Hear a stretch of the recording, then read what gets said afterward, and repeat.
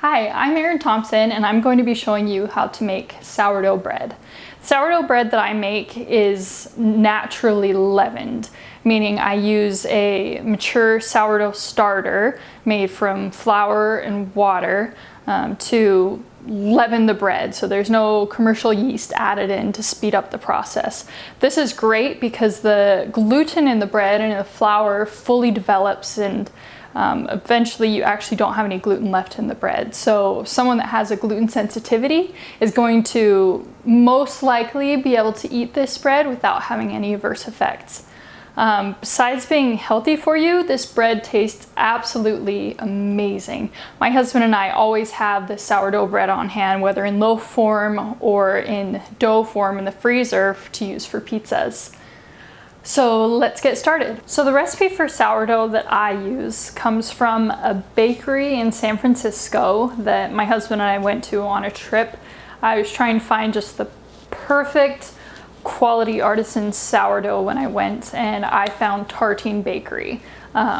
Luckily for me, I've been able to have it here at home because they have a few cookbooks. This one is the one that I use. It's called Tartine Bread by Chad Robertson, who owns Tartine Bakery.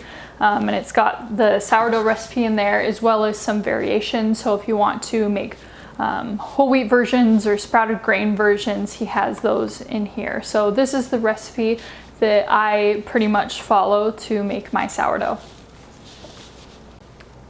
The vital ingredient to make homemade naturally leavened sourdough bread is a sourdough starter. This gives you the flavor of sourdough, and it is also what makes your bread rise without having to have commercial yeast added. So the sourdough starter is made with flour and water. It's got kind of a strong, unique scent to it, but only a tablespoon of this goes into making our loaves. So there's not much of this, but this is the power horse that makes it all happen. The night before you're going to make the bread, you're going to make a leaven, and the leaven's what you mix with the flour and the water to form your bread. The leaven is made up of 1 tablespoon of your mature starter, 200 grams of water, preferably filtered, that's at 78 degrees. If your water is coming from a filter in the fridge, you're going to want to microwave it a little bit and measure it with your thermometer to get it to the right temp. And then 200 grams of a 50-50 flour blend made of half bread flour, white bread flour, and half whole wheat flour. So we mix that all up, put it in a container, and then cover it with either a kitchen towel. I use a lid for my container, but I only press 3 of the 4 corners down, so there is a little bit of air that can come in and out for it to breathe.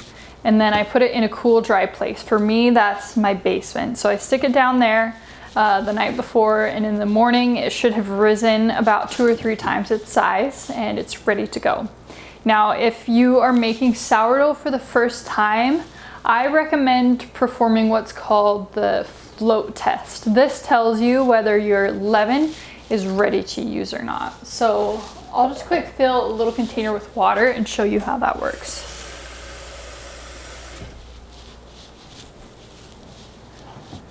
So you got some water. I'll just grab a spoon and scoop out a little bit of the leaven. This looks nicer before, but I've already portioned out the part to make the bread today, so the container's a little bit messy. So drop a little bit of the leaven into your water, and it is floating. A little bit kind of stuck to the bottom, which might happen. It might drop to the bottom and get a little bit stuck. So shake it up a little bit if it's not floating.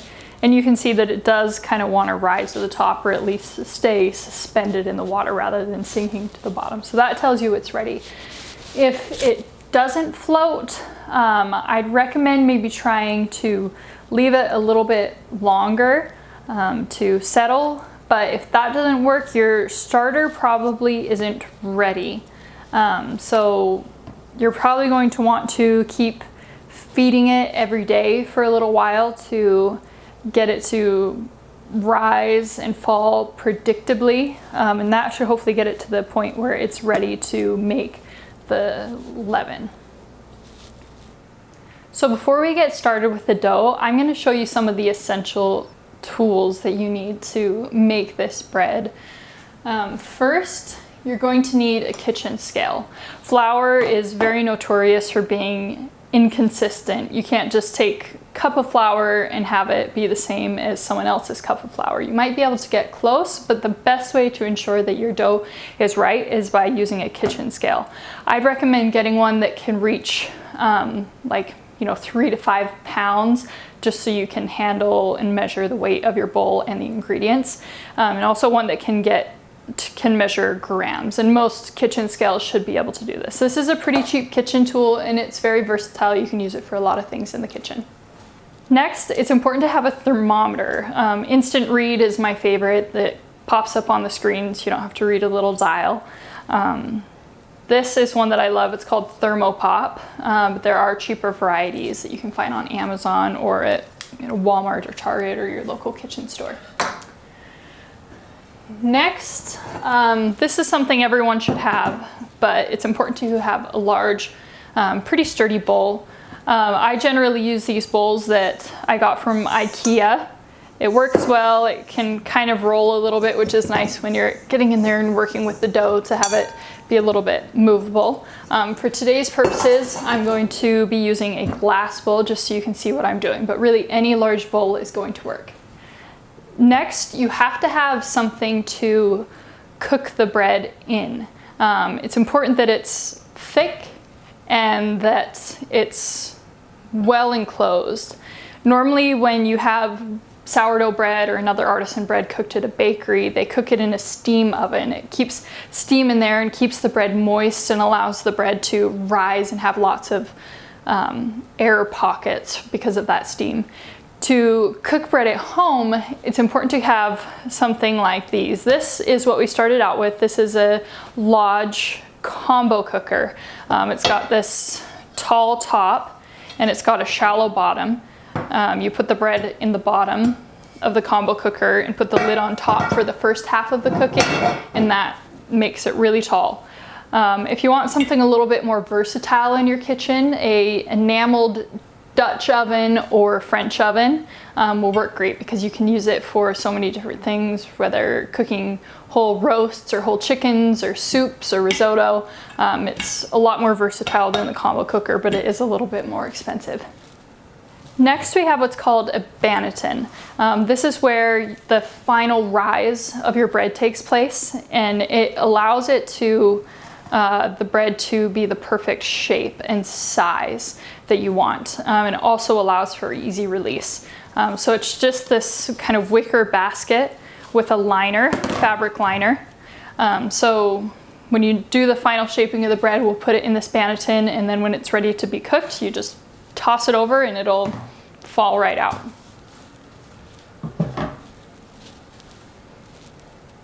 Okay, so let's get started with the ingredients. First, we have 700 grams of preferably filtered water heated to 80 degrees. We have 200 grams of the leaven that we put together last night and rose overnight.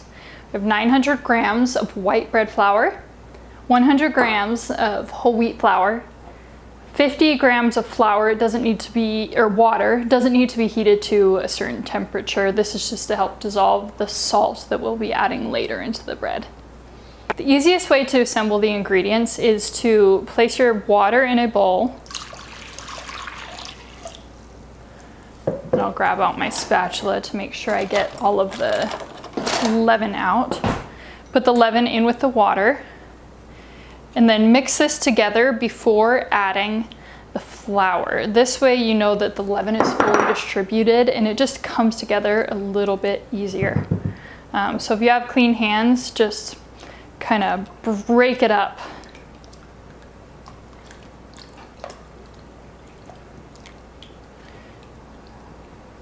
You can rub it together between your fingers, just any way possible to get it all mixed up. Besides this step being maybe the most complicated, it's also definitely the messiest step, adding together the initial ingredients, just because you have the dry bits of flour and the wet water. But as long as you're fine getting a little bit messy, then you can make this happen. Okay, I've got that pretty well mixed up. I'm gonna add in my flour.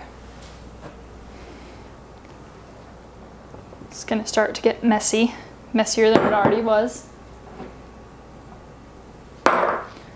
Okay, just start mixing together. It's gonna stick to your hands and stick to the bowl, but just do your best and get it all thoroughly mixed.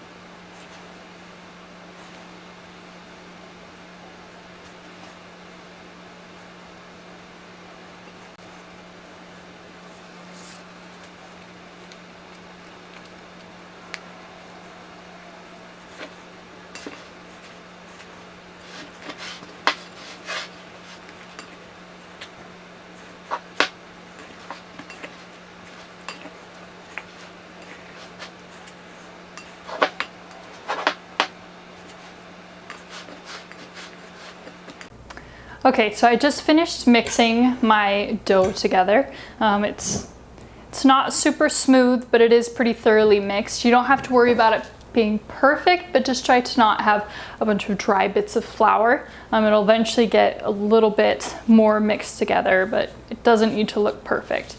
Another tool that I forgot to tell you about that comes in handy, especially during this process, is a dough or a bowl scraper made of plastic. It just helps you scrape down the sides and kind of mix stuff up once you've kind of mixed it and mashed it all together with your hands initially. Okay, now that this is together, I'm going to take a clean kitchen towel, just a thin cloth, place it over it, put it in a warm place for about 25 to 40 minutes. It's summertime here right now, so it's warm everywhere. So I'm just gonna leave it on my kitchen counter and leave it here, put a timer, and then see you back in a few. Okay, so my 30 minutes is up. My dough is ready to have the salt added to it. Now, it's important not to forget this step. I have forgotten it. So from personal experience, I can tell you that when you don't add the salt, there's no flavor. There is no joy in eating sourdough bread with no salt. So we take our 50 grams of water, no particular temperature, and 20 grams of salt. I just use table salt, but whatever type of salt you prefer should be fine. I mix it together just with my finger a little bit. It's not really all going to dissolve in the water, but you can at least get it a little bit agitated. And then I pour it in, and I use my finger to make sure that all of the salt ends up in the bowl so we don't lose any of that potential flavor. All right, once we have it in there, again, clean hands, just mix it together. This is definitely easier than the previous step. The dough will just be kind of wet and mushy. Just get it all mixed up, squeeze it between your fingers. That's just the best way that I've found to mix it at this stage. And just get it all incorporated. Maybe spend about a minute doing this step to make sure that you get it all together.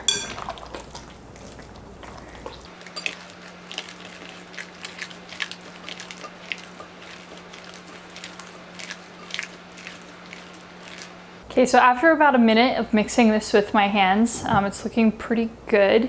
It's probably not 100% perfectly mixed, but that's gonna happen over time. It's just important to give it a little bit of time mixing it with your hands to get it pretty well incorporated.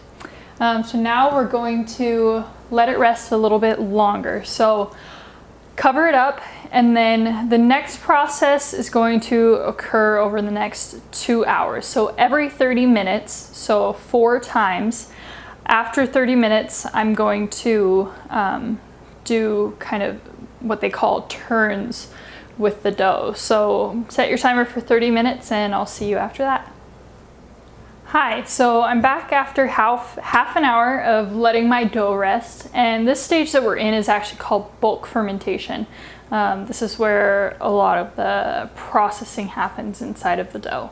So instead of your traditional bread recipe where you knead it on a counter, we're going to be doing what's called turns. So we're just going to gently kind of rotate the bread dough inside of the bowl as it rises and develops to get it a little bit mixed up and rotated. So you can use your hand for this for sure, but you can also use a dough or bench scraper. This is the easiest way to do it, but the hand is quite easy as well. Either way, whether your hand or this, you get it wet because that'll keep it from sticking too much to the dough. And then we're gonna scrape underneath to the bottom of the dough, pull it up, and flip it over. And get it wet again. And we're gonna do this 3 to 4 times. I'll go ahead and do it 4 times, just rotating the bowl as I go. Lift it, pull it over. Each one will get a little bit harder. The dough will be a little bit stiffer and more resistant to your pulling it and stretching it. Let's do this one. Might be doing one extra, but we'll just do it one more time. See, yeah, the whole thing wants to come up. It doesn't want to stretch, but now we've got this fully turned. Everything is up on itself. So over the course of 2 hours, we do it every 30 minutes. So we've passed our first 30 minutes. So this is our first mark. Then at the hour mark, I will turn it one more time, hour and a half again. And then I'll meet you back here after 2 hours to show you what it's like with the final turn in the bulk fermentation stage. So our dough's been resting in this bowl for an extra hour after the last turn that we did. Now we're going to do the initial shaping. So to do this, we're gonna have a clean countertop. Just kind of dig around the edges of the dough in your bowl to get it separated. And then we want to dump it onto the countertop. There we go. So we're going to take some flour. It's fine if you just use all-purpose flour, or you can use the bread flour that we were using earlier, and dust the top of the dough.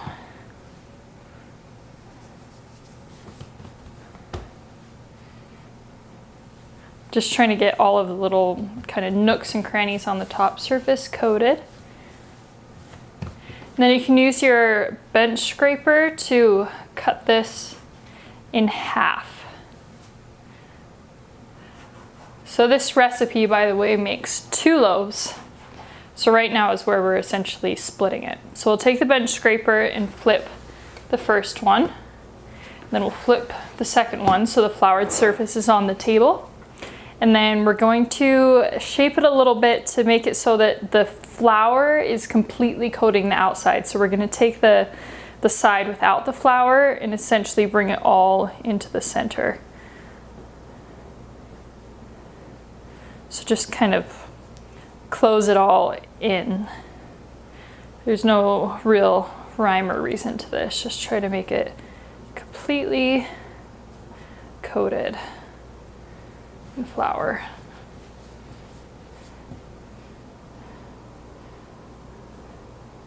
All right, I've got that closed up. And now I'm gonna do the other one. So close it up again, kind of lift the part where there's flour, stretch it over the top, and then squeeze together the edges to seal it up. All right, almost done. Okay, I think that's pretty good.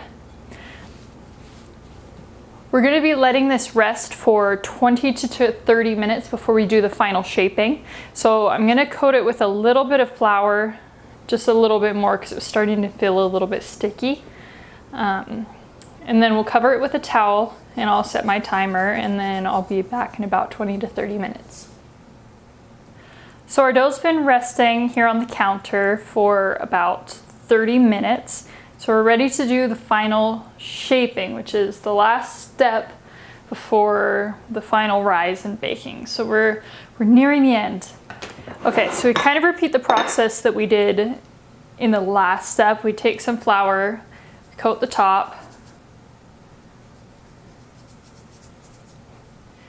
You don't need to skimp on it, but don't be too generous. We don't want to work in a ton of extra flour. But you don't stress too much about it though. Just try not to have it get sticky. Add more flour if you need to. Okay, we're gonna flip these just like we did before. Flip this one so the flour is on the bottom. Set this aside. Okay, so there's kind of a method to this, but ultimately you want to just end up with a really tight piece of dough so that it has a lot of, tension on the surface to keep it formed throughout the whole process. So the way that I do it, I take the dough, kind of stretch it out, fold it in thirds. So fold this over the middle third and fold this over that third. Okay, and then we do that again, but flip it or rotate it, stretch it, fold this over the middle, and fold this over the middle. So now I'm gonna turn this over so the seam side is facing down, and I'm gonna kind of stretch the edges and keep my hands sort of in a cupping shape, pressing towards the table, and I'm gonna rotate this in a circular motion. My hands are constantly rubbing against the table, so I can kind of actually feel this flour, this gritty flour on my hands. But yeah, really just tuck it under. I guess I'm using this hand to press and this hand to tuck. Going in a circular motion, and it's just creating this really nice, tight skin on the outside. So it's really definitely wanting to hold its shape. And in fact, there's actually some bubbles here on the top. All right, so that actually looks pretty good. Sometimes your bottom will look a little wrinkly, but that's just fine. All right, I think I'm at a good point. So I'm gonna take my Banneton with a clean liner inside of it. You can just machine wash these after every use. And then I'll take this dough, flip it, and put the really nice side in the bottom of the Banneton liner. The reason for this is when you flip the dough over into whatever you're cooking it with, the bottom part will actually be your top, so the top facing part of the loaf. All right, so that one's ready, and I'll just repeat the process with this other one. So again, we stretch it out, fold it into thirds, stretch this side out, fold it into thirds,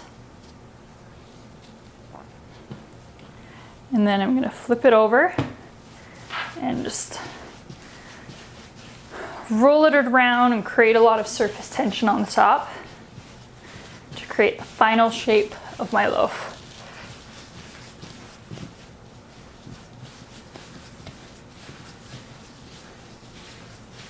Now, if you want to make pizza dough or just, dough for other uses besides making the bread loaf, this is the point where that dough is ready to use. So if I wanted, I could cut one of these loaves, so the half of the dough that I made, in half again, and that's like the perfect amount to make a pizza with. So often when I'm baking or when I'm making the bread on a Sunday or Saturday, I'll make 2 bowls, 2 batches, and then I'll take one of the batches and form it into 2 loaves of bread, and then I'll take the other one and cut it in fourths and have 4 chunks or portions of pizza dough that I can just wrap in plastic wrap and have them anytime I want. So I can have awesome pizza whenever I feel like making it. All right, so this one's looking really good. We have a really smooth, tight surface. I'll grab my other Banneton. I'll just flip it over in my hands. You can also use the bench scraper to help you if you want. This one's not as wrinkly on the bottom. This one's actually looking really good. Place it with the nice side facing the bottom of the Banneton. Now, if you don't have Bannetons, what you're gonna wanna do is get a bowl, probably about this size in diameter, and line it with a towel. So a towel like this. Place it kind of loosely in there, and then you're gonna want a lot of flour just to keep it from sticking. The first time that I made this bread, I didn't have a Banneton, so I did that trick, but it does want to stick to this, to a towel. So yeah, if you put a lot of flour in there, you can put it in, and then just you'll have to be really careful when you're putting it into the container you're cooking with. just because you don't want to have something really hot while you're trying to dump some dough that's sticking to your container out. So just be cautious. It takes a little more consideration, but if you don't want to go out and buy a Banneton right away, that's a great little hack. All right, so these loaves are shaped.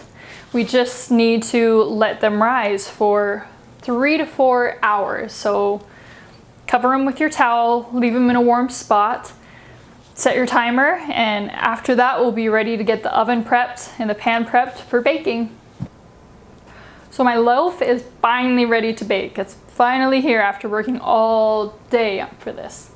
So I've got my French oven here. It's been preheating in the oven at 500 degrees. Once it was preheated, I pulled it out and I'm ready to put my bread in there.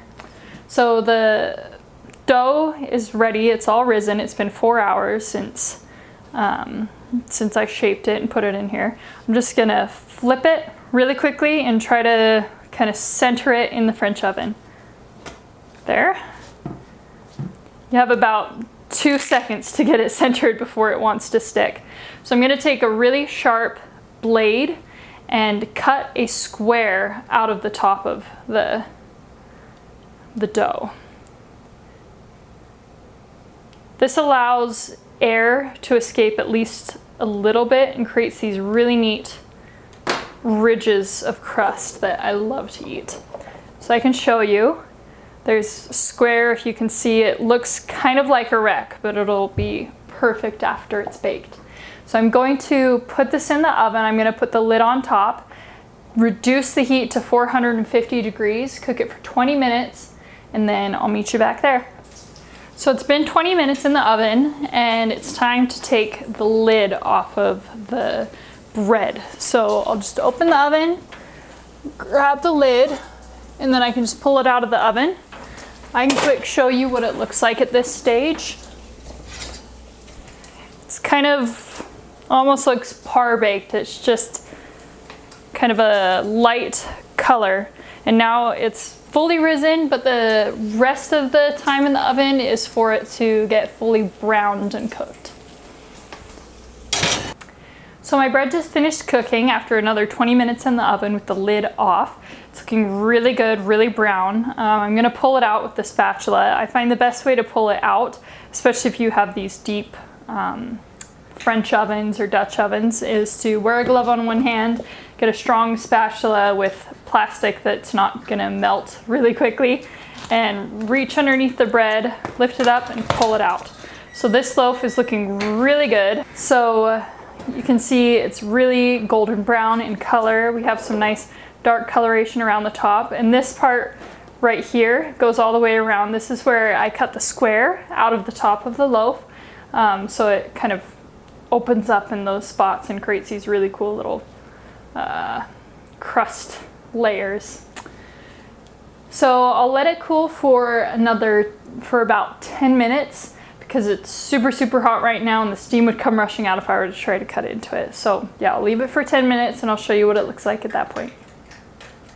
So my bread was finally ready to cut into. This bread looks perfect. You've got great height, beautiful air bubbles with a sheen inside. You might not be able to see it on the camera, but if you ever make it, you'll notice that with your bread. You've got this perfect crunching sound. I don't know if you can hear that, but the outside is just perfectly crunchy, crispy without being too hard. And the middle is so soft. So let's give this a try.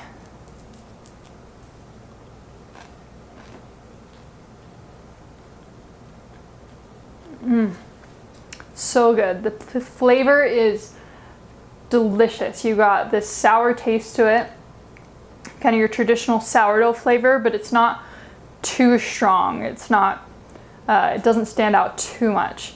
This bread is perfect if you want to make sandwiches, make French toast in the morning. You can make homemade croutons for salads. It's just the perfect versatile bread while being easy to digest. I hope you've enjoyed my video. I hope that you'll go and make your own sourdough and enjoy